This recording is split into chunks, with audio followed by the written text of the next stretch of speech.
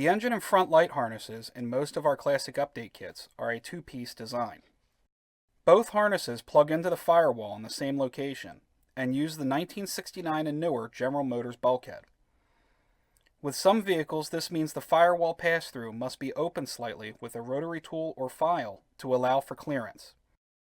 Classic update kits for vehicles requiring modification of the firewall will include a template for the modifications. But in the case of the 1969 Camaro used in this video, the stock opening is already the correct size and will require no changes to the firewall. We showed the installation of the fuse panel and dash wiring in the first video of this series.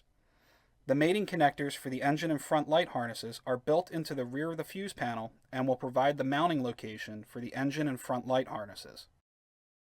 These mating connectors are visible under the brake booster in the engine compartment once the dash harness has been installed in the vehicle. Next, slide the engine and front light bulkhead connectors together and install them by loosely threading the bolt into the bulkhead connector under the hood.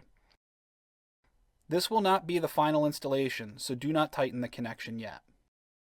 It's now time to begin routing the engine harness wires. The purple starter wire will attach to the solenoid stud labeled S on a factory starter. Each kit will vary slightly for the remaining connections, but for the Camaro, the engine harness also contains the wiper wiring. These wires may need to be customized based on the configuration of your wiper system. For vehicles with a washer pump, a jumper is required to make the wipers work at the same time as the pump. Kits will include specialized instructions for various wiper options if they apply. Feeds are also supplied for coolant temperature and oil pressure gauges, and the ignition coil power feed and tachometer signal wires. The brown alternator ignition wire is provided for use with an internally regulated General Motors SI series alternator. If you are using a one-wire alternator, this brown wire is not required and can be removed from the bulkhead. American Autowire Classic Update kits do not support the use of any externally regulated alternators. All kits support factory heat, and the blower motor power wire is generally the final connection in the engine harness.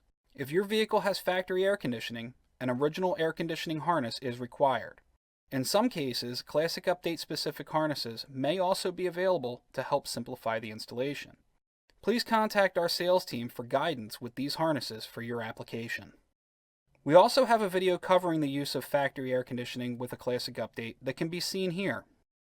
Installations with aftermarket air conditioning will use the engine bay wiring supplied by the manufacturer of the AC system, and this wire can be removed from the bulkhead. Vehicles with factory heat and no air conditioning can connect the orange blower power feed wire and installation is complete. The final connection will be the red battery power wire for the fuse panel we mentioned earlier in the video.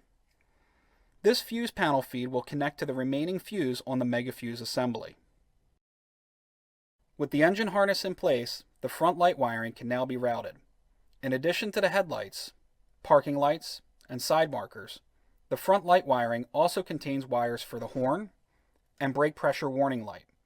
This particular kit also contains an additional orange switched ignition wire.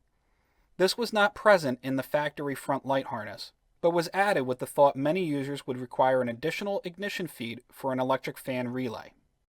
This wire should not be used to power a fan directly, as doing so can cause damage to the harness. If you do not need to use this wire, it can be removed from the bulkhead. To complete this portion of the installation, remove the bulkhead connectors and apply a thin coating of dielectric grease to the terminals. Slowly plug the connector all the way into the bulkhead, making sure not to bend any of the terminals as they seat into the dash side of the connection. Use a 1/4-inch ratchet or nut driver to tighten the bolt on the connector. Be sure not to over-tighten this bolt. A small amount of silicone sealant can then be applied to the wire entry side of the connectors to help keep the connection free of dirt and moisture. Our next video in this series will finish up the console wiring in the vehicle interior as well as work through the rear body harness installation. If you enjoyed this video, please press the like button and be sure to subscribe to the channel. You can also stay up to date with American Autowire by checking us out on Facebook, Car Buff Network, Instagram, and AmericanAutowire.com.